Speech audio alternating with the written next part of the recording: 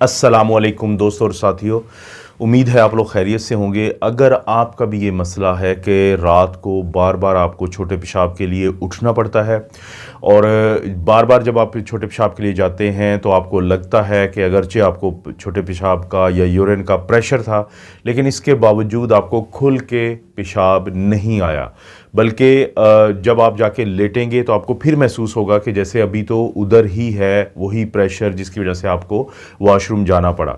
और इसी तरह से जब आप यूरिन करते हैं, छोटा पेशाब करते हैं, तो जो स्ट्रीम बनती है वो बारीक बनती है और वो ज़्यादा पावर वाली नहीं बनती। तो ये 3-4 वो अलामात हैं कि अगर आपको ये हैं तो इसलिए ज़रूरी है कि आप ये वीडियो ज़रूर देखें।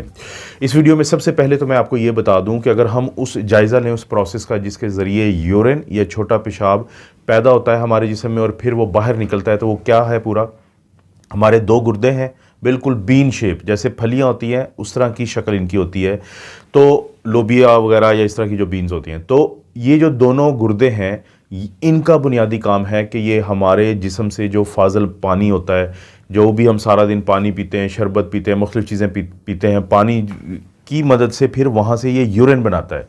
यूरिन बनाने वाली फैक्ट्री जो है ये 2 गुर्दे हैं, ये राइट किडनी है और ये लेफ़्ट किडनी है। यहाँ से यूरिन बनने के बाद फिर वो 2 छोटी छोटी पाइप्स होती हैं जिनकी मदद से वो नीचे आता है। उन पाइप्स को हम कहते हैं यूरेटर। ये दोनों साइड से ये गुर्दों से निकलती हैं और उसके बाद ये जो यूरेटर हैं ये दोनों आके खुलते हैं पेशाब का जो थैली होती है जिसको हम मसाना कहते हैं, या इंग्लिश में जिसको हम यूरिनरी ब्लैडर कहते हैं। तो उसके अंदर ये दोनों यूरेटर्स आके खुलते हैं और यहाँ पे पेशाब आके जमा होता है, यूरिन जो है स्टोर होता है। इसकी कैपेसिटी कितनी है इस थैली की? ये है 300 से लेके 600 ml तक। और जब एक ख़ास मिकदार तक यहाँ पे यूरिन इकट्ठा हो जाता है और उसका हमें प्रेशर फील होता है, तो फिर यूरिनरी ब्लैडर से एक नाली निकलती है, पाइप निकलता है बाहर की तरफ जिसको हम यूरिथ्रा कहते हैं, और उस यूरिथ्रा के ज़रिए हम यूरिन को अपने जिस्म से बाहर निकाल देते हैं। आप इसको आजमा सकते हैं। अभी आप 2 गिलास पानी पिएं, कुछ देर इंतज़ार करें, आधे घंटे में आपको एक प्रेशर फील होगा।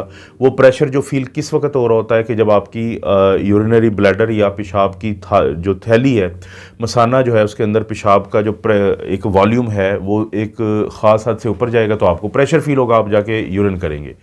लेकिन यहाँ पर आती है एक गेम चेंजिंग बात, वो ये है कि मर्दों के अंदर, ख़वातीन के अंदर नहीं, मर्दों के अंदर ये यूरिथ्रा जो यूरिनरी ब्लैडर से बाहर की तरफ जा रहा है, तो यहाँ पे ये गुजरता है एक गदूद के अंदर से जिसको हम कहते हैं प्रोस्टेट। बड़ा मशहूर है कि मर्दों के अंदर एक गदूद होता है जो ख़वातीन में नहीं होता, और इसका बुनियादी काम क्या होता है कि जो मर्दों के अंदर सीमन बनता है, जो स्पर्म होते हैं मर्दाना, जो जिसे जरासीम कहते हैं, तो उनको बाहर निकालने के लिए जो पानी पैदा होता है उनमें से कुछ फ्लूइड, कुछ पानी जो है वो प्रोस्टेट भी डालता है उसके अंदर।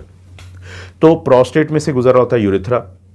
अब देखें, जो नॉर्मल साइज़ की अगर हम बात करें तो नॉर्मल साइज़ जो है वो प्रोस्टेट का, वो आप कह सकते हैं 15 से 25 या 30 ग्राम तक होता है। मसलन ये देखें, ये अखरोट है, ये जो वॉलनट, ग्राउंडनट, जो भी आप कहना चाहें, तो शुरू में नॉर्मली इसके बराबर होता है।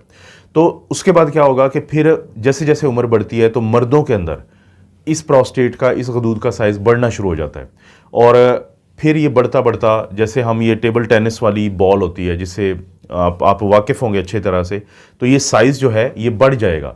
यानी पहले था ये इतना, बढ़ते बढ़ते फिर ये हो जाएगा इतना, और हो सकता है कि मज़ीद कुछ अरसे के बाद ये बढ़ता बढ़ता इसका साइज़ ये टेनिस बॉल की तरह का हो जाए। आप खुद सोचें कि ये 3 चीज़ें मेरे हाथ में, कि पहले ये साइज़ था, फिर प्रोस्टेट का साइज़ बढ़ती उम्र के साथ बढ़ते हुए जो ये पिंग पोंग बॉल भी कहते हैं इसे, टेबल टेनिस, इतना हुआ, और फिर ये हो गया ये टेनिस बॉल जितना।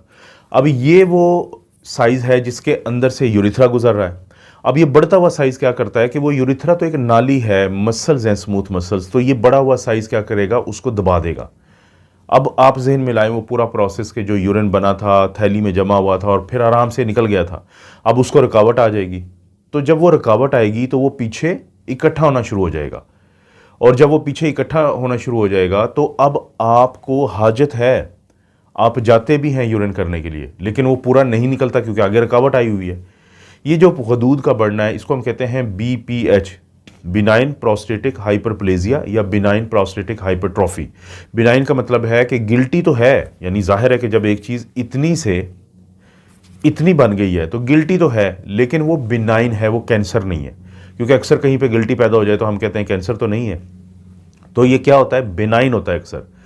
और हाइपर प्रोस्टेटिक क्यों कहते हैं, क्योंकि प्रोस्टेट गदूद है। और हाइपरट्रॉफी का मतलब होता है या हाइपरप्लेजिया कि इनकी तादाद या साइज़ बढ़ जाता है इसके सेल्स का। कुछ लोगों को डर होता है कि जी हमें कैंसर भी तो हो सकता है, तो बिल्कुल उसका तरीका है उसको तशखीस करने का, जो मैं आगे जाके बता दूंगा। लेकिन अगर आपको ये अलामात आ रही हैं, आपकी उम्र बढ़ती जा रही है, 50-60 साल से ज़्यादा है, आपको बार बार पेशाब करने के लिए उठना पड़ता है, पेशाब की स्ट्रीम छोटी होती है जो यानी आप पेशाब बाहर निकालते हैं और बारीक होती है, और बहुत ज़्यादा खुल के पेशाब नहीं आता, जाके लेटते हैं तो फिर आपको दोबारा हाजत होती है, और दिन में यानी रात के वक्त आपको 5 से 7 दफ़ा उठना पड़ता है, वरना तो एक दफ़ा लोग उठते हैं। तो इसका मतलब है कि आपको BPH या गदूद का मसला हो सकता है। आप अपने डॉक्टर को चेक करवाएंगे तो वो आपका अल्ट्रासाउंड करेगा पेट का, जिसे अल्ट्रासोनोग्राफी भी कहते हैं या अल्ट्रासाउंड भी कहते हैं। आपको कहा जाएगा कि आपने 3 से 4 पानी के गिलास पीने हैं, और जब आपको प्रेशर पड़ जाए तो यूरिन नहीं करना, बल्कि अल्ट्रासाउंड के लिए लेटेंगे आप, डॉक्टर चेक करेगा, तो डॉक्टर आपको बताएगा कि आपके जो गदूद का साइज़ कितना है।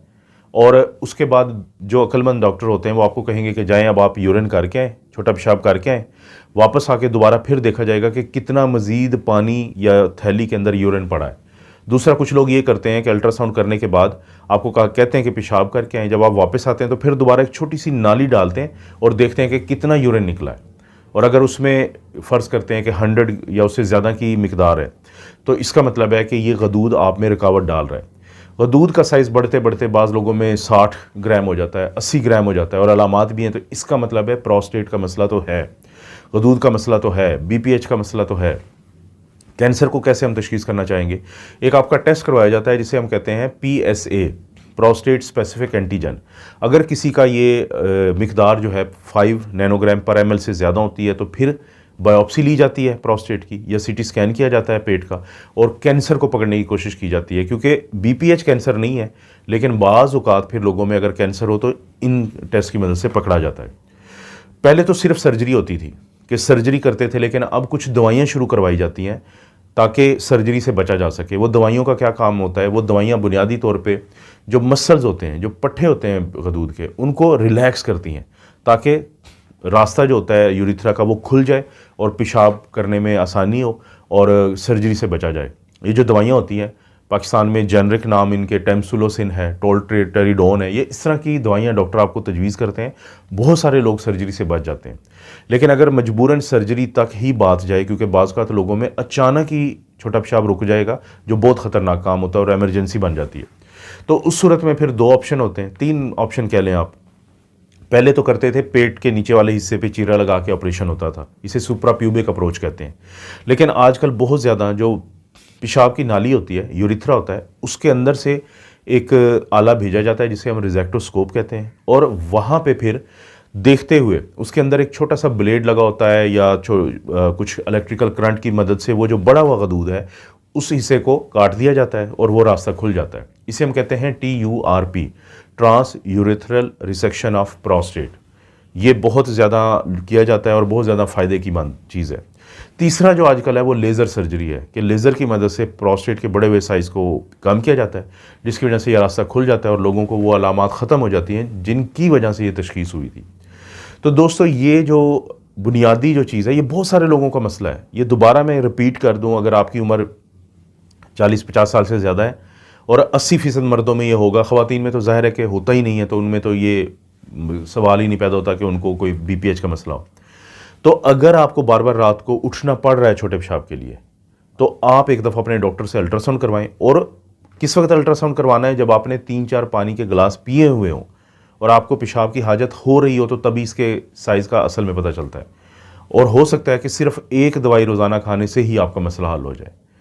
तो ये मालूमात आम लोगों के लिए बहुत ज़रूरी होती हैं। आपको लगता है कि किसी को इस मालूमात की ज़रूरत है, तो नीचे शेयर का ऑप्शन है, उसको क्लिक करें तो कॉपी लिंक का होगा, लिंक को कॉपी करके कहीं पे भी शेयर कर दें, किसी को फ़ायदा हो जाएगा और आपको सवाब मिलेगा, और चैनल को भी ज़ाहिर है कि बहुत ज़्यादा फ़ायदा होता है। वीडियो को लाइक ज़रूर कर दें, चैनल को नहीं किया सब्सक्राइब तो इसलिए कर लें कि आपको बहुत ज़्यादा इस तरह की चीज़ें देखने को मिलती हैं। इस चैनल पे वीडियोज़ अच्छी अच्छी मिलती हैं, एक्सप्लेनेशन अच्छे तरीके से मिल जाती है तो आपको फ़ायदा होगा। अल्लाह ताला आपको और आपकी फ़ैमिली को हर किस्म की बुराई, बीमारी और आजमाइशें महफूज रखे।